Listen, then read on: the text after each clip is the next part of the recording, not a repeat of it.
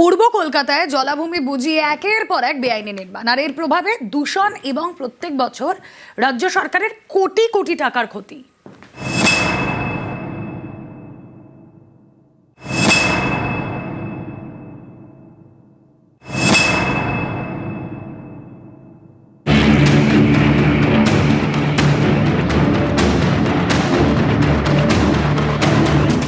একটা আগুন নিভে যাওয়ার পরে নানা বিষয়ে আঁচ বাড়িয়ে দিয়েছে।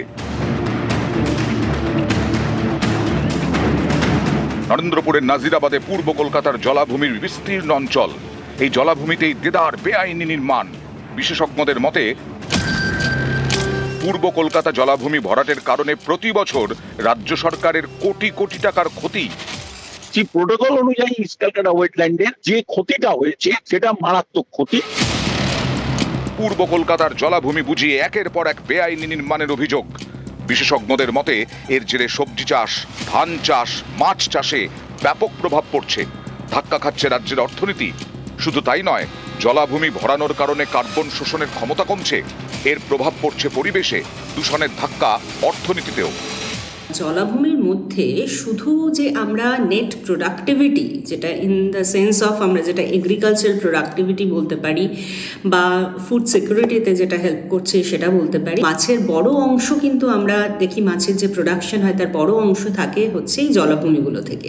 আর এছাড়া যদি আমরা দেখতে পাই যে 150 মেগা টন মতো কার্বন পার হেক্টর পার ইয়ার কিন্তু শোষণ করতে পারে। একটা জলাভূমি যদি ধ্বংস হয় তাহলে কিন্তু কয়েকশো কোটি টাকা আমাদের কিন্তু একেবারে ক্ষতির সম্মুখীন আমাদের হতে হবে, কারণ যেভাবে জলাভূমি আমাদের কার্বন সিকভেস্ট্রেশন করে এবং করার ক্ষমতা রাখে সেটা কোনোভাবেই রিপ্লেস করা সম্ভব নয়।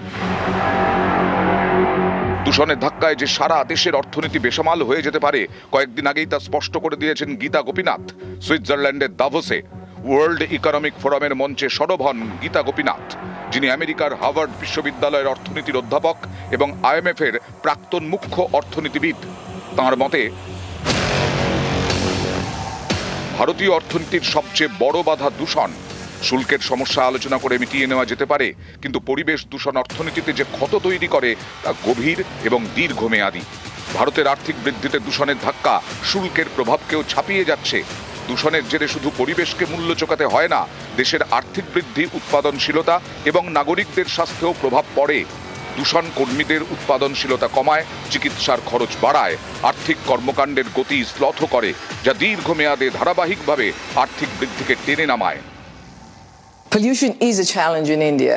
From any international investor's perspective who's thinking of coming in and putting up a shop in India, if you have to live there and you have the environment is not of the kind that you feel that, okay, this is going to be consequential for your health, it holds you back. And obviously, not to say, but all the Indians that are living in this kind of pollution.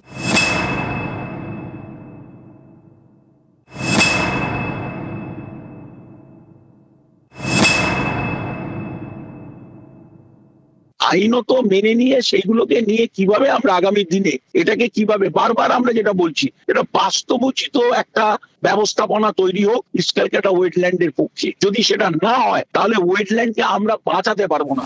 News 18 Bangla.